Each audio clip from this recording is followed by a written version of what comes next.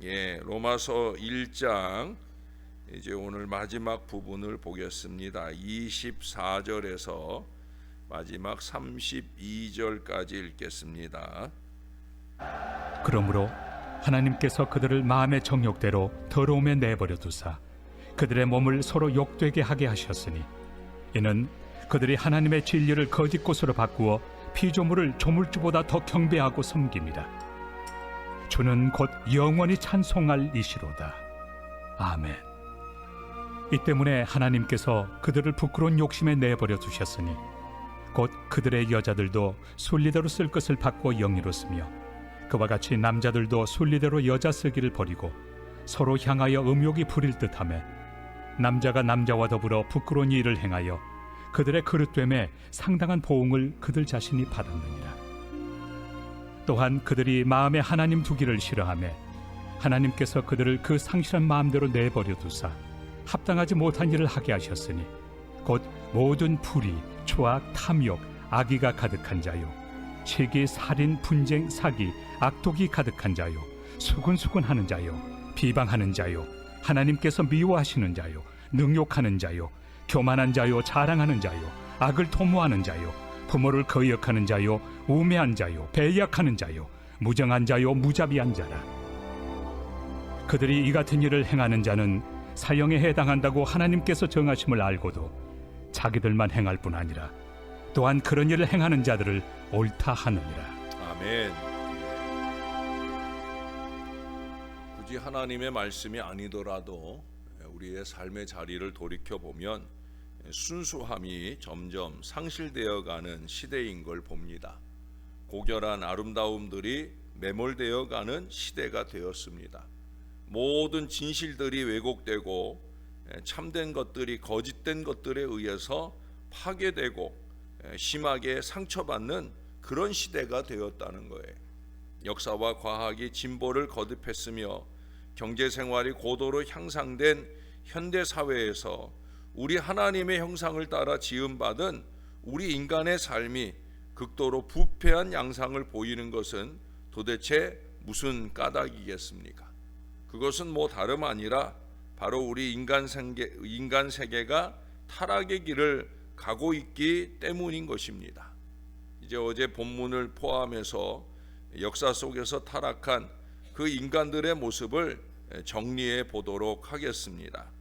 첫 번째 꼽을 수 있는 것은 하나님을 상실했다라는 거죠. 사실은 이게 모든 것에 우선하여 가장 심각한 문제입니다. 창조주 하나님께서는 태초의 세계를 지으실 때 우리 인간뿐 아니라 모든 피조물들로 하여금 본래적으로 하나님을 알고 하나님을 향하여 살도록 그렇게 지어 주셨어요.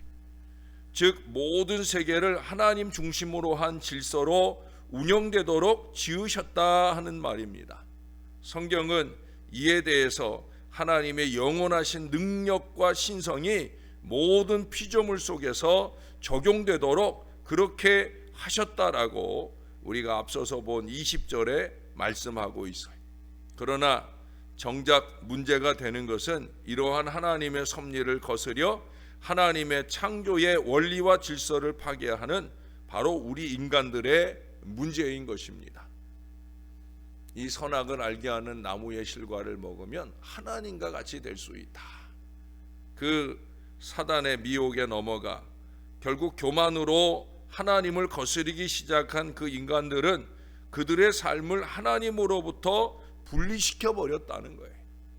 그들은 머리로는 하나님을 신이라는 이름으로 이해하지만 그들의 마음으로는 하나님을 온전히 경외하지 않을 뿐 아니라 오히려 하나님이 없는 것처럼 살아가고 있다는 거예요.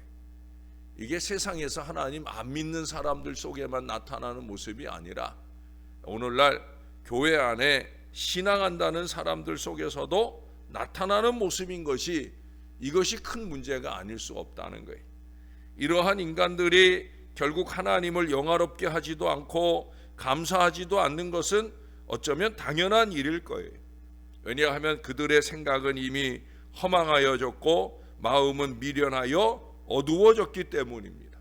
이러한 사실은 바울 사도가 이 로마서를 기록할 당시만의 문제가 아니라는 거예요. 이는 바로 현대 사회의 기형적인 물질적 풍요와 극도의 인간성 상실이 난무하는 우리 시대가 직면한 당면 과제이기도 합니다. 편안함과 즐거움을 추구하는 현대인에게 더 이상 하나님은 불필요해졌어요. 오로지 즐거움을 위한 자극만이 필요할 따름입니다.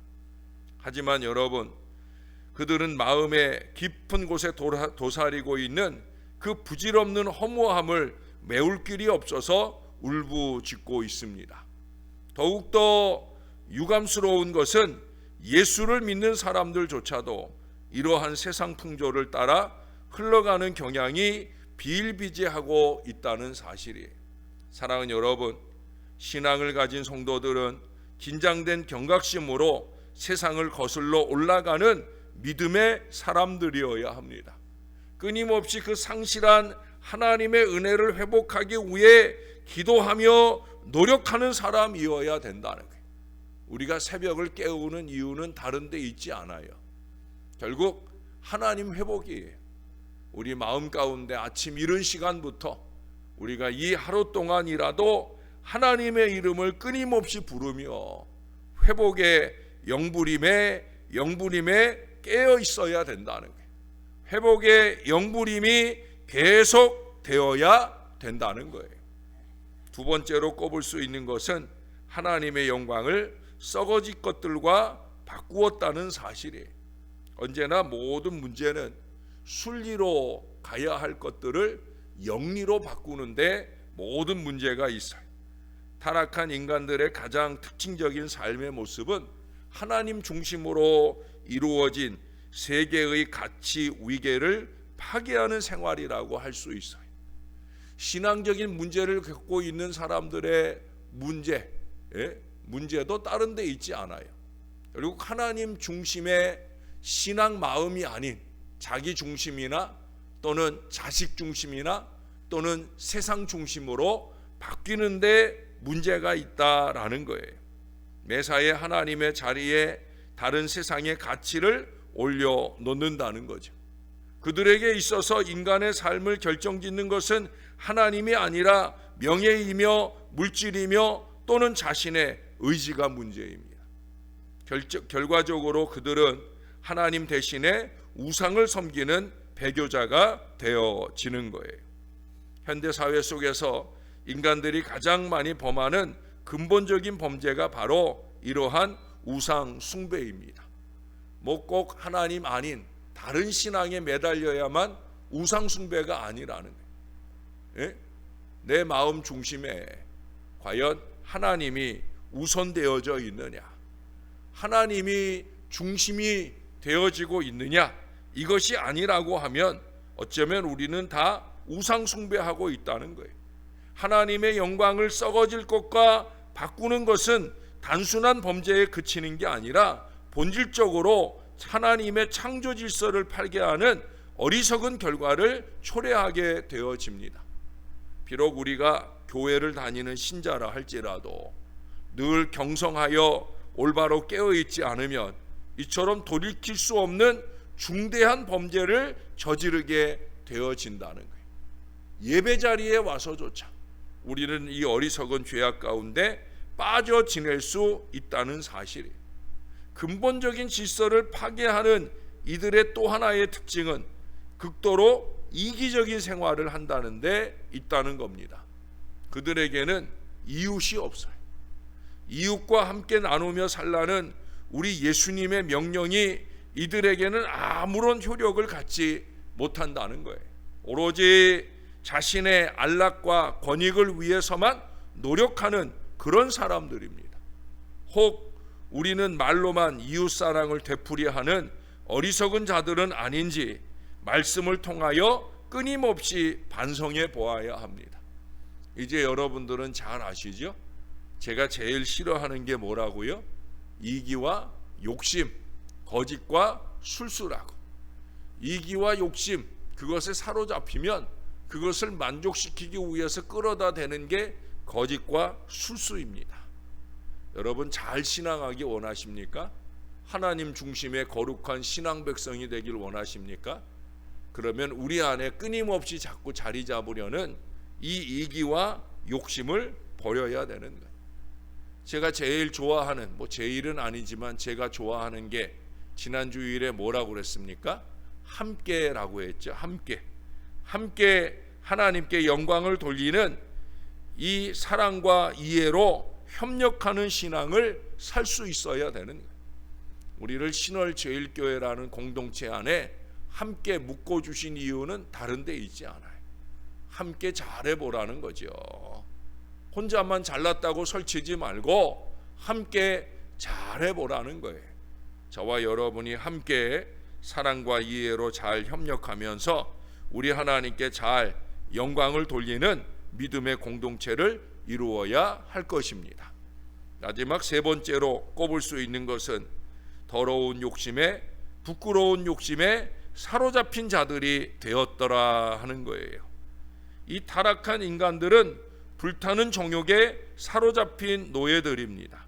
그들의 정욕은 그 정도를 넘어서서 혼잡하고 더럽기 그지가 없어요. 여기 26절 이하로 보면 거기에 순리대로 쓸 것을 바꾸어 영리로 쓰는 타락한 인간들의 모습을 보여줍니다. 하나님께서 그들을 그 더러움 속에 내버려 두시니까 서로 욕되게 살게 되었다라고 하는 거예요. 구체적으로 인간 세계의 윤리적 타락을 의미합니다. 그들의 마음이 부패했기 때문에 마음의 그릇인 이 육신이 타락의 자리에 머물러 있을 수밖에 없다는 거예요. 하나님께서 애초에 허락하신 그 혼인의 숭고함은 오늘날 거의 유명무실하게 되었고 오로지 쾌락만을 추구하는 그 비정상적인 관계들이 난무하는 사회가 되고 말았다는 거예요. 급기야는 삶의 의미와 목적이 그저 말초적인 쾌락을 보다 자극적으로 충족시키는 그런 수단으로 전락해 가고 있는 것이 오늘날 사회적인 현실입니다. 자기의 말초적인 그 자극을 얻기 위해서 생명을 상하게 하는 일을 쉽게 저지를 수 있는 게 그게 심신미약을 핑계하고 이럴 일로 끝나는 일이 아니라 오늘날 안타까운 이 사회의 일반적인 현상이 되고 있다는 거예요. 인간 스스로의 능력이 커가면 갈수록 물질 문명이 발달하면 할수록 이러한 추세는 아마 더욱더 심해져 갈 거예요. 이로 인해서 가정이 파괴되고 인간성이 파괴되고 질서가 파괴되는 일은 날이 갈수록 증가되어질 거예요. 우리를 깜짝깜짝 놀라게 하는 사건과 사고들, 어쩌면 우리는 점점 그것에 놀라는 것조차도 무디어져 갈 수 있다는 사실입니다. 실로 이것은 너무도 폐역한 모습이 아닐 수 없어요. 참으로 무섭고도 타락한, 무섭고도 비참한 그 타락의 모습을 우리들에게 보여줍니다. 결국 이 모든 문제의 출발점은 그 마음에 하나님 두기를 거부할 때, 그 마음에 하나님이 중심에 계셔서 그 하나님이 이끌고 인도하시는 대로 살지 않는 그 부패하고 일그러진 모습으로 밖에는 나타날 수 없는 것입니다. 여러분 32절을 한번 보세요. 그들이 이 같은 일을 행하는 자는 사형에 해당한다고 하나님께서 정하심을 알고도 자기들만 행할 뿐 아니라 또한 그런 일을 행하는 자들을 옳다 하느니라. 이건 너나 없이 다 불신앙적인 걸 자기도 알고 남도 알아요. 근데 자기만 행할 뿐 아니라 남들도 행하게 하고 남들이 행하는 것을 잘한다 부추긴다는 거예요. 그 남들 속에 자기 자식들까지 있는 게 더 큰 문제라는 거죠. 사랑하는 여러분, 정신을 바짝 차려야 됩니다. 이는 실로 존재 그 자체의 근원적인 상실이라고 말할 수 있어요. 신앙 인생으로서의 우리의 존재 자체가 상실되고 무너지고 있다는 사실을 우리가 깨달아야 된다는 거예요. 우리가 살아가고 있는 이 시대에서 가장 비일비재하게 경청할 수 있는 타락의 증거들이 바로 이런 것들입니다. 이제는 교회 밖의 문제가 아니라 교회 안에서도 쉽게 나타나는 모습들이 되고 있다는 거예요. 이 정욕의 울무는 우리 성도들에게도 강한 유혹으로 다가옵니다. 그러나 여러분, 우리는 생활의 주변에 너무도 빈번하게 부각되는 이러한 불륜하고 부패한 문화 속에서도 성령의 도우심으로 말미암아 우리 하나님의 백성답게 순전하게 그 이상 신령하게 살아갈 수 있도록 노력해야 합니다. 제가 계속해서 신앙적으로 좀 살자, 신령하게 살자 말씀하는 이유가 바로 여기에 있어요. 상실되었던 우리의 인간성, 상실되었던 우리의 신앙성, 그런 것들이 회복될 수 있어야 된다는 거예요. 사랑하는 여러분, 과연 우리가 살아가고 있는 이 생활의 터전, 즉 우리가 존재하는 그 삶의 모든 자리에서 우리는 어떤 모습을 하고 있습니까? 실로 우리는 타락한 이 시대에 살아가고 있습니다. 하나님을 두려워하지도 않고요, 자기의 이익만을 위해서 노력하며 육신의 안락만을 쫓는 그릇된 역사에 처해 있다는 거예요.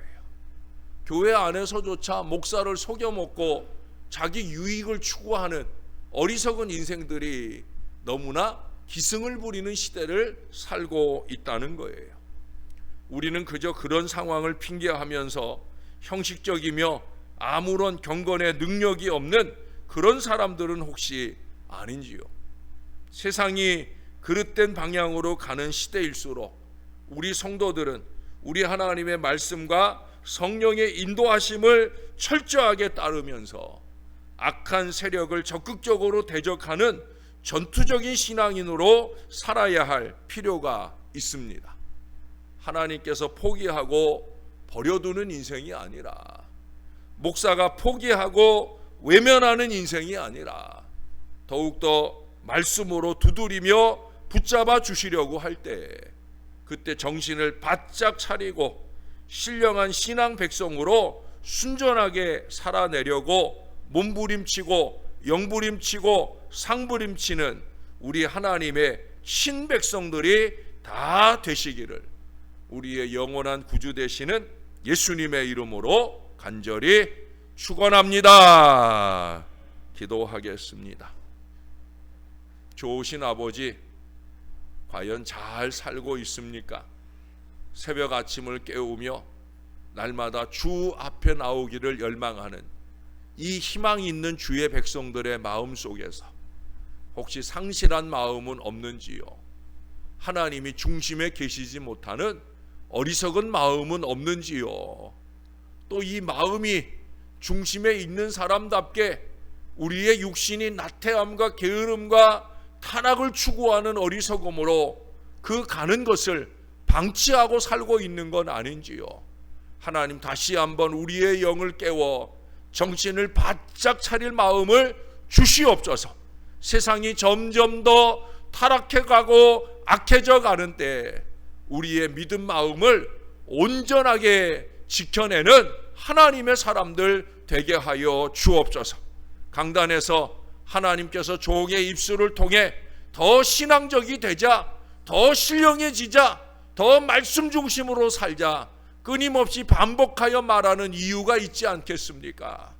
하나님, 아무렇지도 않게 말씀 앞에 뻔뻔하게 서는 사람들 되지 말게 하시고, 말씀이 가르쳐 주시는 바 진리를 따라 우리의 잘못된 삶을 도려내고 올바르고 신앙적인 믿음의 모습으로 변화되어지는 역사가 우리에게 나타나도록 도와주시옵소서.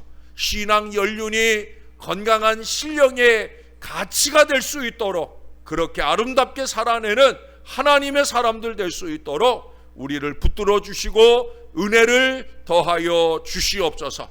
월요일 아침을 깨워내고 나면 잠깐 동안에 한 주간이 다 흘러갑니다. 빠른 세상 속에서 우리는 정신을 바짝 차리고 하나님 말씀 중심의 거룩한 삶을 잘 살아내도록 우리를 붙들어 주시고 은혜를 더하여 주시옵소서. 하나님, 총회가 다가옵니다. 그 어느 때보다도 심각한 총회가 되고 있습니다.